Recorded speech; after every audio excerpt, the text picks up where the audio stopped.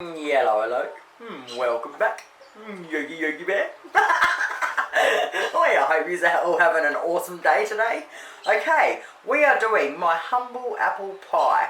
So this is the very first pie I ever made. Now through the years I've added the spices to it. So if you like an apple pie and you don't like your cinnamon and nutmegs and stuff in it, you can absolutely make this one without any of them in there, and you'll have an apple pie with no spices. So the first thing we need is, we need 5 large apples. Now because I can get these apples and hold 2 in one hand, I would class these as small. So 5 large apples, or 10 small apples, or 8 medium apples. How do you like them apples? Alright, Granny Smiths. I love to use Granny Smiths. Okay, we need 1 teaspoon of lemon rind. So when you grate the yellow off the lemon, don't go into the white. And we need 1 teaspoon of it. Now, once you grate the lemon up, just set it aside. And then with the lemon itself, squeeze it out in a squeezer, because we need 2 tablespoons for the pastry. And then just set that aside. Now, the next thing we're going to do is peel our apples. Alright, once you peel the apples, cut it in half again, cut the 2 ends off, slice it in a V and match the other side up with the V, okay, like that. Once you've got them like that, we just want to slice them really thin, okay, nice and thin, and then chuck them in a saucepan that you've got a lid for. Righty, once all the apples are done, you want to put 1/4 cup of water in there. You put the lid on. Now we're going to take it and put it on the stove top.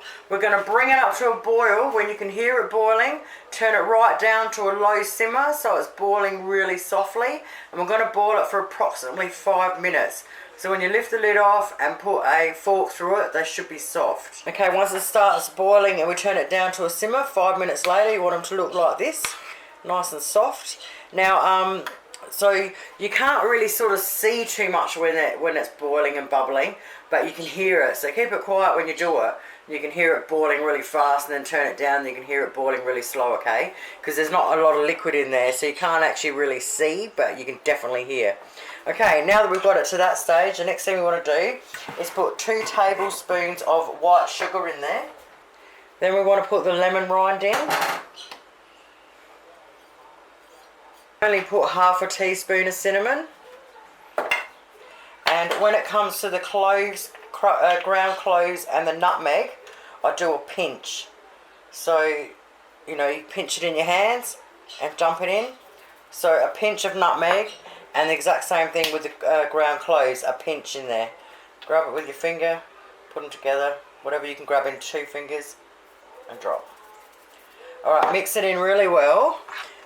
Stick the lid on it, and then set it aside until it goes to room temperature. Alright, once we've got it at room temperature, take it over to the sink. Just put your lid on a tiny little bit and get all the excess water out. Then stick it in a big bowl, put some glad wrap over it, and chuck her in the fridge. Now at this stage, you can leave it in there overnight and make your pie tomorrow if you want. Alright, so the apples are in the fridge. It's the next morning now. I was planning to do this straight after the pasta bake last night, but it just got way too late and it just didn't happen. So we're going to smash it out now. So the first thing we need to do is get a big bowl, and you want to put 1 3/4 cups of plain flour, 1/4 cup of self-raising or self-rising flour, and 1 tablespoon of icing sugar, or I think you call it powdered sugar. And you want to sift them into the bowl, okay? I'll write the recipe below as always. Alright, the next thing you want to do is you want to grab an egg, and you just want to whisk that up into a bowl and set that aside for a second. You want to get 125 grams of butter and chop it up into the smallest little pieces you can, because it makes it a lot easier for you. And we've already got our lemon juice ready to go. So the first thing we do is we're going to put our butter into our flour, and then with our hands, our fingertips, we're going to keep squeezing the butter into the flour. So just mix it in first and coat it all. And then just keep squeezing and pushing and squeezing and pushing until all the butter's into the flour and it's like little crumbs. Now we've got it into crumbs, we put our egg in, and we put 2 tablespoons. That's always a pain in the arse, isn't it? Because I want to strain it. So I'll try and do it this way, see what happens. So we want to put 2 tablespoons of the lemon juice in there. Alright, now we want to mix it until we can get it into a lump enough. Push it in until we can get it. So we're going to do it into one lump of dough. Get your clean hands in there, push it into a bowl. Make sure you get it all in. Once it's into a ball, we want to put it in Glad wrap and we just want to stick it in the fridge for half an hour. Go the power! So we need one of these tart trays with the base that comes out.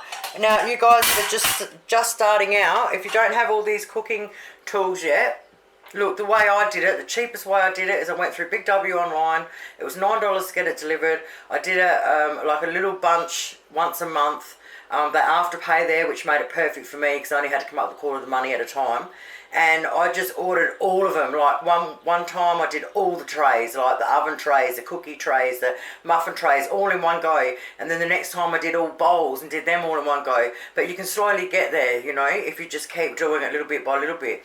The best thing about having all the different sorts of trays and that is if you don't have much food and you've got all the things you need, with just a bit of flour and butter and that, you can make up some awesome stuff. That's the whole point of it, you know what I mean? Is that when you've got no food, you can make food out of nothing. And the best way to make it out of nothing is to have stuff to be able to do this sort of thing with. So we need a couple of bits of baking paper and a rolling pin. Alright, get our ball. Now it's pretty hard, but I want to do it into a sort of a log because we need 3/4 of it. Alright, so I'm guessing that's a quarter. I'm probably way off, but that's what I'm going to do. Okay, so roll it into a ball. Put it in between your 2 sheets of paper.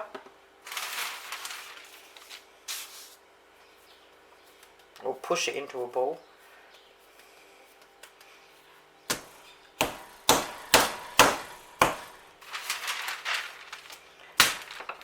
Start rolling. Ugh, that took a minute. Alright. Now, I don't know if you remember the last time when I did the other pie. The last pie I did. I'm not pretty when it comes to pastry. I will definitely never be classed as a pastry chef, put it that way. So you just muddle through it. The great thing about these sort of pastries where there's a lot of butter in them, you don't have to worry so much. You can just push it all into each other and it all melds in perfect. Where you get some of them where you just can't do that. So I love the butter ones because it does make it really easy to do it. Alright, so we're just going to fit it in there. Okay, so lift it up and push the corners or around the edges in to the bottom. The only thing you don't want with a pastry is air in the bottom. Everything else doesn't matter.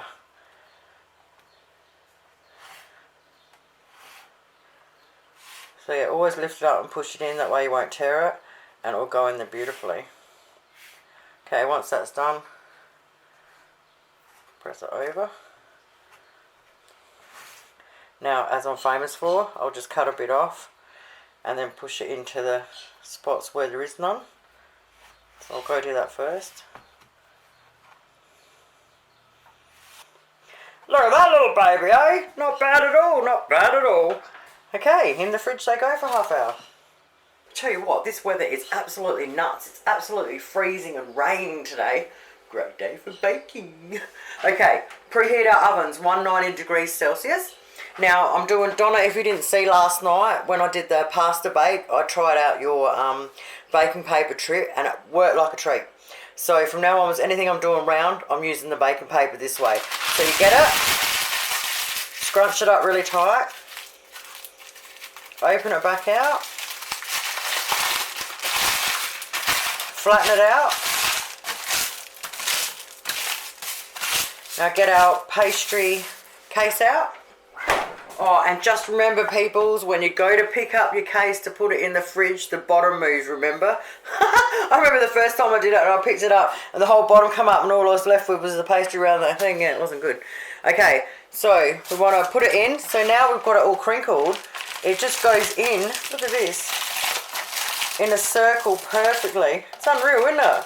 It's such a cool little trick. We want to put 1 cup of rice, uncooked rice in there. Doesn't matter what sort of rice.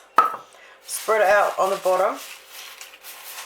And as soon as the oven is hot enough, we want to put it in for 7 minutes.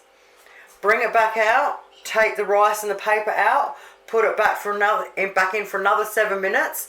Then bring it out. When you're leaving it out, don't turn your oven off because you need it at that exact same degrees to cook the apple pie. Oh my God, we're so close, mate. Oh yeah. 14 minutes later, we've got our shell. Okay, so the next thing we do is we get our cold apples and we put them straight in the shell while the shell's hot. Remember, leave your oven on. Once they're in there, flatten them out. Even it all over. Once we've smoothed it over beautifully, like a straw, set that aside for a sec. And now what you want to do is we want to get our dough out, the rest of our dough out, put it in between two. Now what you'd normally do is I would divide that in half first. So when you're rolling out, you're going to roll out strips, and we're going to put strips across that way and strips across that way normally. So if I was to do that, I would normally divide the dough in half. That way when I've done the first lot of strips, I know I've got the exact amount of dough to do the second lot of strips going the other way. So I'll just show you quickly what I did. This stuff is so awesome. So you just cut your strips, but picture this bigger obviously because you've done your whole ones. So just try and do them nice and neat however you want, right? And then all you do is just peel off the edge one. It's just peel them off.